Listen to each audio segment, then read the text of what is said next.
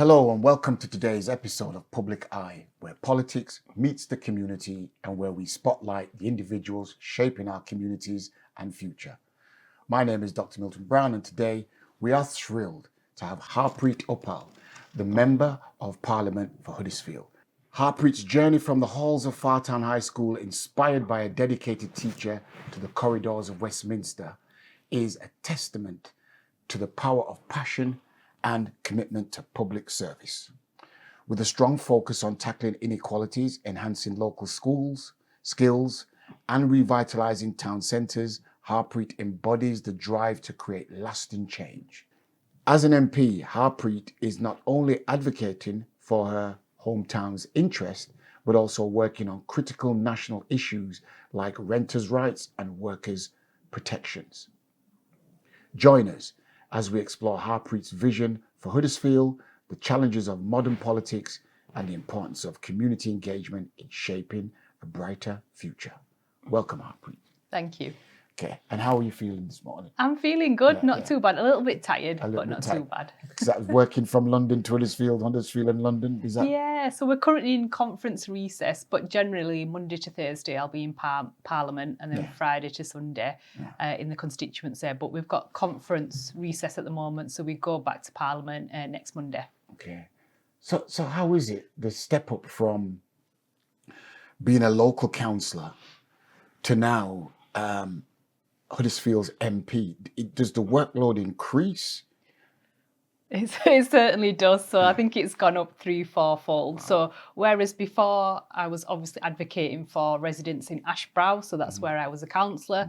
Also, we have a responsibility to all the citizens of Kirklees, but in this role, I'm advocating for over 115,000 residents, 75,000 voters.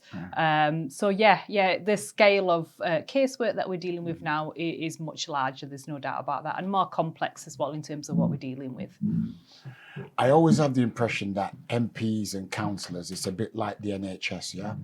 When they get what they want, your local constituents, they're happy. And when they don't, you're the worst thing on the planet. Is that what it's like? It is a little bit like that. There's no doubt about it. And I think in politics recently, what we've seen is increasing polarisation. So that is something I really want to work on. We won't agree on everything. And I've been very clear on that to residents that you won't agree with every decision I make, but I'll always try and put your best interests at heart. That still doesn't mean you're going to agree with everything I do, but politics is also about collective responsibility. I have that as a member of the Labour Party and a member of the governing party, so I have collective responsibility there, and also to look out for the best interests of this town and the country. But I'll always do my best. But we have to find a way to have conversations with people that we don't agree with, and we need to find a civil way of doing that. And as politicians, we also have quite a lot of responsibility to ensure how we're communicating with each other. How does that come across to people as well? And we haven't always done the best in that, so we must show some leadership on that as well. Okay, well, thanks for that, because I always think about the scale of work and the perception the public have and the weight of expectation placed on all politicians. But let's get into it then. Can you tell me more about your experiences at Fartown High School and how Mrs. Perry, God rest her soul, encouragement shaped your political ambitions? Yeah, absolutely. Fartown was very important to me. It's where I was born, it's where I still live, and obviously that was my local school, walking up 5 minutes up the road. And when I started school, I was a very shy child, very nervous, found it very difficult to put my hand up. But my form tutor was Mrs. Perry. She did some really good work with encouraging students who perhaps were nervous, who weren't always what she would see reaching the potential that they deserved.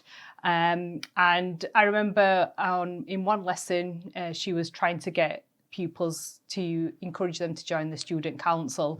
And again, it would be one of those things I would be too scared to put my hand up about.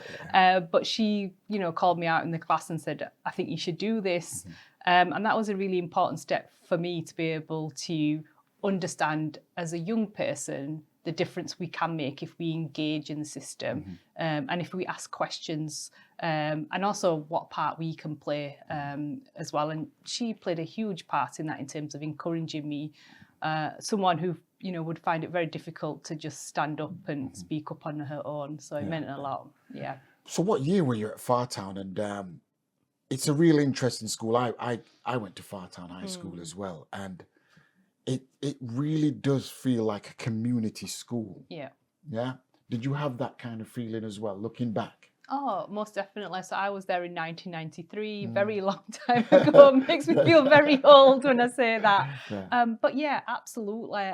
It definitely felt like a community in terms of the teachers, but also you were going to school with kids that you grew up with who were around the local area. So that was really nice. And a very diverse school. So we I think we had one teacher that came from Scandinavia, and she said she was a religious studies teacher. She said she learnt more on the ground in Fartown than she ever did in all the education that she did. So that tells you something about the experiences that we had at that school and what we learned about real life, honestly, I still think you said a wonderful school, but yeah. I have to say I'm a Fartown High School, not a North Huddersfield Trust. I'm still Fartown, absolutely, absolutely. Yeah. You mentioned wanting to tackle inequalities and break down barriers. Yeah. Can you share a specific experience or moment that solidified your commitment to these goals? Yeah. And I think, again, for me, it'd be going back to my time at school, the area that I live in. I think I saw too many young people who had great potential not reaching their ambitions. I was lucky because I was able to reach my ambitions, and I feel really privileged, immensely privileged to be in this position.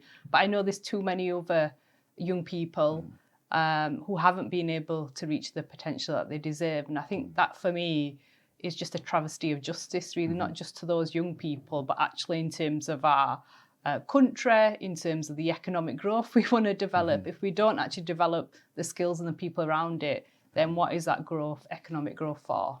And that for me really, and we also know, unfortunately, that where you're born, your background still has a major part in how well you will do in life. And that shouldn't be the case, because we know that actually leads to quite a lot of inequalities as well. We know within many towns that actually the poorer you are, you'll die earlier. And again, there can't be a worse sense of injustice than that, really. So from being born to the point that you die, that inequality follows you through life for far too many people. Lots of people have been able to achieve great things, and we have to celebrate that as well. We have seen some of those achievements, and I actually think that Labour governments in the past, and it won't just be Labour governments, but I think Labour governments in particular with policies like Sure Start, for example, the investment that they have put in education has made that difference. I saw that in my time going through university and college. We need to make sure that comes back now. Are we bringing Sure Start back? Are we planning on doing that? Do I get an exclusive? Or I can't give you that exclusive right now, but what I can tell you is that at Labour conference last week, Yvette Cooper, who's our Home Secretary, spoke about developing a teenager Sure Start. So we know there's real issues around youth violence, and we've seen that unfortunately here in Huddersfield. And we really, really want to tackle that. And part of that is tackling knife crime. So we want to halve knife crime by the end of the first term of a Labour government. And through that, part of that is looking at issues around what do we do around policing and justice. But part of that is also looking at what do we do around making sure young people have alternatives. So we are developing a youth hub system across the country. And that will be our teenage Sure Start, something I feel very passionate about as well, and very strongly about. So I want to make sure I'm advocating for Huddersfield and we get the funds that we need to get that off the ground. That would be brilliant. And my work in communities as well, I've always felt that a lot of communities have things done to them through policy, procedure and practice. When are we going to start enabling? Right? Because I don't think they need support. I just think they need enabling. They're determined, they're positive, they know where they want to go. But then the bureaucratic hoops start, and it disables them to follow through and fulfill their ambitions. Can we move some of that red tape? I mean, are we talking about moving some of that red tape where central government funds go directly to where it matters, to the heart of the community? So we are looking at our devolution processes. Absolutely, we want to make sure that more decision making is made by local decision makers, but also about how we involve the local community in that. So we will absolutely be looking at that. And part of the youth hub model to begin with will be establishing youth partnerships. Now, I think we've got some of that model actually in Kirklees already, but part of that is making sure that the third sector, the voluntary sector, has a voice in there, because they understand the best in terms of what's going on the ground. But for anyone to get that youth hub funding, first they have to show they've got that youth partnership strategy in place. So that's what we'll be working on first. But you're absolutely right. I don't think anyone's got this quite right. We expect a lot of the voluntary sector, but we don't fund them properly, and they're constantly having to go after short-term funds. So again, it's something that I'll be pushing for. There's no doubt about that. Thank you. As an MP in your hometown, how do you balance the local need of your constituents with the broader responsibilities of national government? And I just want to throw a caveat in there as well, is now everyone knows you are an MP now for Huddersfield. As the pressure built in terms of the expectation from the local work you used to do as a councillor? The pressure's at a different level, isn't it? It's next level. There's no doubt about that. It's totally different. And I think lots of people come to me with their interests, their priorities, and they want me to work on it. There's no doubt about it. And, you know, some of that I will have to go back to them and say, I don't agree. So, you know, I have to be very clear on that. But I always check my inbox every morning. I look at the things that people are raising with me. So some of the biggest issues at the moment has been, for example, around special educational needs. We know this is an issue across the country, but I'm also getting parents contacting me locally about getting the support that they need for their children. So that's something which is a local issue, which I can make sure I'm raising on their behalf in Parliament. And again, with issues around knife crime, for example, I can do the same. I can take those experiences locally and make sure that I'm lobbying government as much as possible. And I've had a conversation with Yvette Cooper, you know, in Parliament about the challenges we've had here and why it's so important that we have one of those youth hubs here as well. So part of it is that, but I also have a responsibility for the whole country, absolutely. And that sometimes means there'll be matters that not everyone agrees with me on. You know, it will happen, but I have to think about that responsibility overall and what I think's best for everyone. But no one gets 100% agreement. That's not life. And I think we have to be better explaining that about how we won't always get everything that we want. I won't agree 100% with everything that Labour's doing, but I've got a collective responsibility to do my job and, you know, help that government work as well as it can.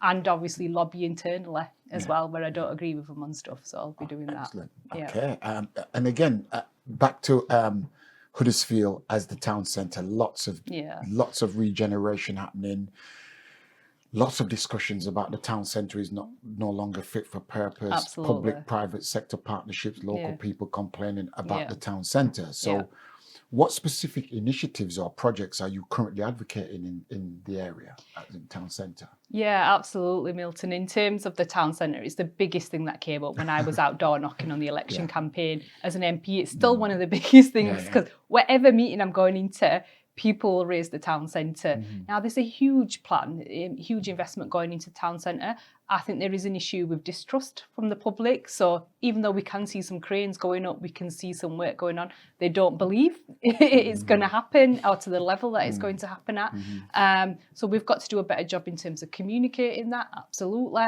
But I think people want to see results. So for some of them, they won't believe it until they can see the final results. What I can say is there is investment going in. Of course, there's challenges. The government also in its budget on the 30th of October will have to make some challenging decisions. Part of that is looking at some of the funds that have been provided to town centres from the previous government.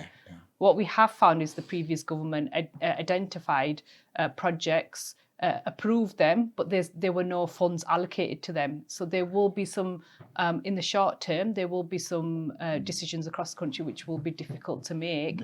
But I will continually advocate for the town centre because I know from speaking to nearly everybody on this. This is one of their big priorities. So part of that is, for me, is making sure that that government investment comes into Huddersfield.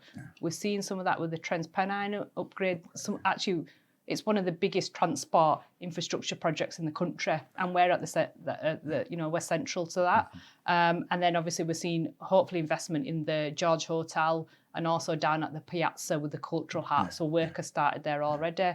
And if I can just mention the National Health Innovation Campus as well, Milton. Fantastic. First building up, the Daphne Steele building, which is absolutely fantastic. I was there at the groundbreaking for Building 2, which will include a community diagnostic centre where people can go in for scans, x-rays. So that's a partnership with the NHS as well. And we will have health science businesses going in there as well. So that's a real partnership approach. And the government is supporting that with an investment action zone, so the potential is huge.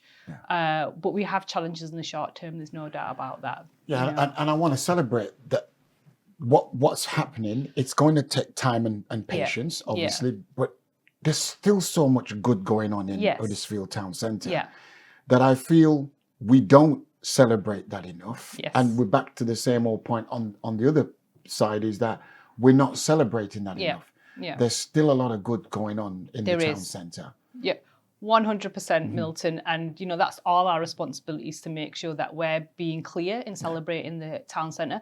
One of the great things that we've got here in Huddersfield is the number of independent businesses, and also we've seen a growth in some of the third sector gallery spaces being used in the town centre as well. So we absolutely have to do a better job of promoting that. And I know there's a group, for example, Huddersfield Unlimited, who will be holding a conference next month. Hope to see you there at that one.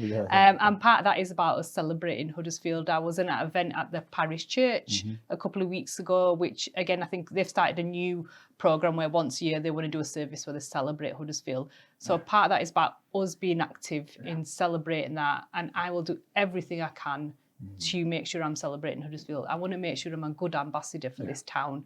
And unfortunately, we haven't always been good enough in terms of celebrating the town, and we have to do that, and I will be doing that on a national level as much as I can. And I know your predecessor was there for a long time, and he did a great job. Some people would argue that, again, he didn't.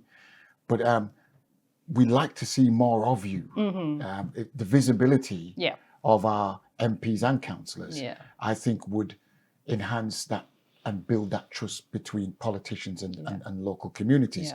Which brings me on to the next question is, with the increasing distrust in politicians and politics, what steps do you believe are necessary to rebuild the trust within our communities across Huddersfield?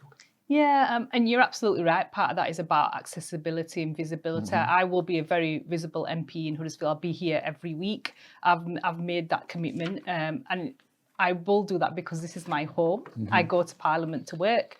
It's really important, the work that I do down there, but Huddersfield is my home and I'll be here every week. I've started my advice surgeries because we are dealing with the number of complex cases that we're dealing with now is quite high. So we're seeing quite a lot of residents through that. But there's other initiatives I want to do, make sure I'm going into local areas, holding meetings with residents to ensure that I know what their priorities are. But some of that is also about being clear about what I can do and what I can't do, what the priorities are for the Labour government. And that means sometimes you're not going to agree with absolutely everything we do, but I want to be able to set out why we're doing what we're doing as well. So I'll be doing that. And again, I've been a community activist for many, many years. I just hear the voices saying we want more connection. We want more connection with our local politicians and more accountability. And I also feel that as a politician, maybe you should ask more of our communities. So we're both working towards the same goal. How do you feel that could be developed and worked through? I think that's a really good idea, absolutely. I don't think I've got all the answers to that, if I'm being honest, and part of that is about me speaking to communities about how do we play that active role. I do think there's more of an active role that citizens can play, and part of that is about us looking at actually what are the mechanisms for citizens to get involved in decision making.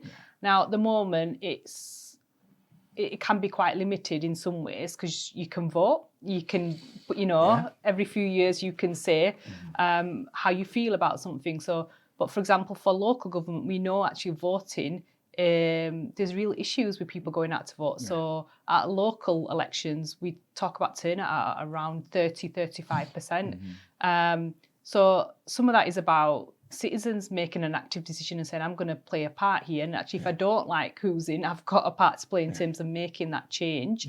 But also, I think there's mechanisms we could look at. So what could we do potentially with citizens' assemblies and citizens' juries in terms of getting people involved in specific decision making? So in Ireland, they developed citizens' assemblies with crucial policies like abortion, for example, looking at their constitution. They have a written constitution, we don't, of course, but they use that sort of approach. And I think there's things that we can learn from that in terms of actively getting citizens involved. And also for them to understand the decisions that are having to be made on a day-to-day basis when funding particularly is limited at the moment.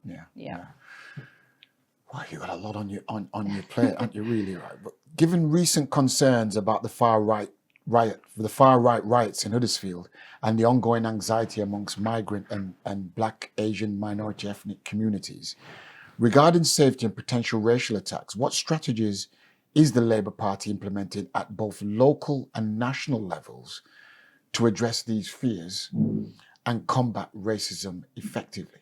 Yeah. I mean, firstly, obviously, I just want to mention what started the riots over the summer. I mean, obviously, we had appalling scenes in some towns and cities across the country. It's not something we saw here in Huddersfield, thankfully, but in some of those towns and cities, we saw appalling scenes, and we have to call that out. And I want to remind people why people said they were going out to riot. It's because 3 children were murdered. 3 children were murdered in an attack. And do I believe this was the right response? Absolutely not. And I think most people in this country would say it was absolutely the wrong response. It was hijacked by the far right. There's no doubt about it. I've been speaking with the MP in Southport, who's having to work very closely with communities to try and get that community back together. And we also saw after the first riot in Southport how the community came together. So when a mosque's wall got damaged, it was local brickies who came in and helped repair that wall. So some of the response from the community was absolutely fantastic to those appalling riots, which were about criminal and violent damage. Let's remember that. This wasn't protest, this was criminal and violent damage. So the government reacted very quickly. As you may remember in the summer, we speeded up the process around policing and particularly around the courts. This was at the time when prisons are pretty full, actually. So on a day-to-day basis, our Prime Minister had to ask, what space have we got in prisons, for some of the court processes that we're going through as well. So that was a difficult time, but we prioritised the court system to make sure those that were involved in these riots and criminal and violent damage, that they went through the courts quickly, and that when sentencing happened, that they were sentenced in prison very quickly as well. And I think that was a really important process at that time to make sure we could stop those riots. Communities came together and said, this is not us. And they played a major part in this as well. And I thank them for people who did that, including here in Huddersfield. But on longer term, Milton, absolutely, we've got to do the work around community cohesion. So in the department that I'm working at, which is the Ministry of Housing, Communities and Local Government, they are establishing a community cohesion task force.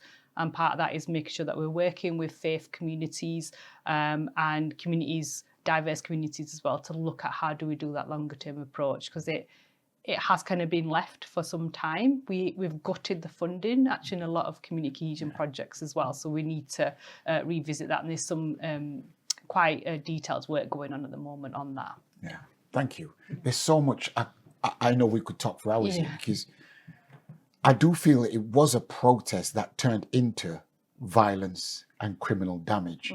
And are we hearing are we hearing those voices enough about their concerns?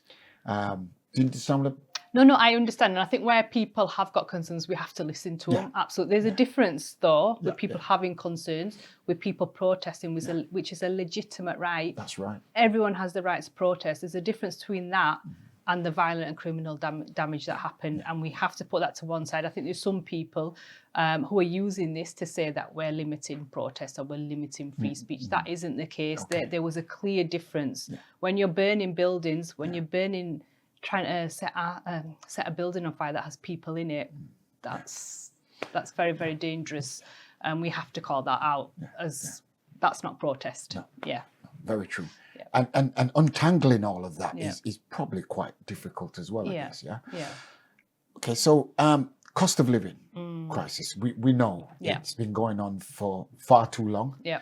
And what's your legislative priorities around renters' rights?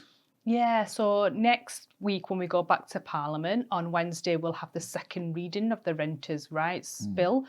Part of that is looking at issues such as Section 21. You may know Section 21 is a process where people can be evicted from their homes, and the landlord really doesn't have to give a reason for why they're evicting them. We know this is causing issues around homelessness, rough sleeping, so we want to abolish that. And within 3 months of a Labour government, we've got to the second reading of that renters' right bills. Part of that is also providing additional protection for renters, particularly in the private sector as well, where we know there can be less protections, and also looking at what can we do around homes to make sure that they're upgraded, that they're safe for residents, that they're also, providing the warmth that people need at home as well. We know a lot of our homes are leaky, so actually a lot of heat is leaving the property. So we're looking at things like that to make sure that people have safe and secure homes. I mean, just a month ago we had the final report for Grenfell as well, and there's lots of work we need to do ensuring that buildings are safe, because that horrific situation in Grenfell where over 70 people died, we can't have something like that happen again. Yeah, I'd like to ask you now, what advice would you give to a young person in Fartown or across Huddersfield, as you are the MP, who, to inspire them to enter politics and make a difference in their communities? What is politics to you, and what would you say to them? Yeah. Look, I think politics is a part of everyday life. It impacts everything that you do. So it'll impact what your local area looks like. Is there too much litter in your local area? Is your school? Are you getting the teaching that you need at school? Can you access a doctor's appointment? So it really is about your day-to-day life. And what I would say to people is get involved. You can do it. I think for a lot of young people, particularly from areas like ours, they don't feel that they can achieve and get to where they want to. I think if you asked me when I was at Fartown High School that I could one day be the MP for Huddersfield, I'd be like, what are you going on about? Absolutely not. That's not something I can do. But we can. So part of that is about making sure that we give young people the tools and the confidence to be able to achieve anything that they want to. One of the most important things that I'll be doing is going into schools, making sure that I'm engaging with students as much as possible. And I'm hoping, actually, I've been speaking to the teachers at Fartown, North Huddersfield. North Huddersfield Trust. North Huddersfield, I should say. And I'm hoping that we'll get them into Parliament as well next summer. And I think that's really important, actually, in seeing that. And I'm seeing a primary school from Huddersfield in Parliament next week. And I want them to be in those spaces and know that space is for them. It's not for somebody else. This is the people's house. That's how the House of Commons is. And the more that you step into those spaces, the less alien it feels, the more it feels like you can be a part of it. And, that's a big one for me, definitely. Yeah. Well, I have to say, I've known you for quite some time now, and you've always been an inspiration. And that step up from councillor to MP, it's an amazing achievement, and congratulations on behalf of KLTV, our audiences. And I think you're an absolute inspiration to young people. Thank you. And your local community. I bet your parents are absolutely proud as punch. With mommy crying and daddy crying. I bet they must be absolutely inspired by your hard work and determination, because you do work very hard.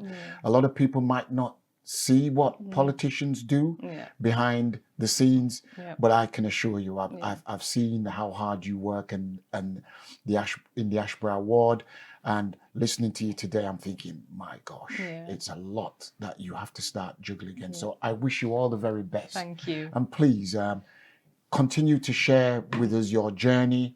And if you've ever want anything being put out there with regards to connecting with the community, I hope you think that KLTV can do that with you and for you. Yeah. Of course, and thank you for all that you and your team do as well. I mean, this is such an important station that we have here, and I think we spoke before, there isn't a lot of these community television stations across the country, and we're lucky to have you as well. So thank you for everything that you're doing. Thank you very much, Harpreet. Yeah, thank you. Thank you. To our audiences, I guess Harpreet's passion for serving the community and commitment to addressing inequalities are at the forefront of her work as an MP. We've explored the challenges of modern politics, the importance of trust in public services, and the exciting initiatives underway in Huddersfield. As Harpreet continues to advocate for her local and national issues, we look forward to seeing the positive impact of her work.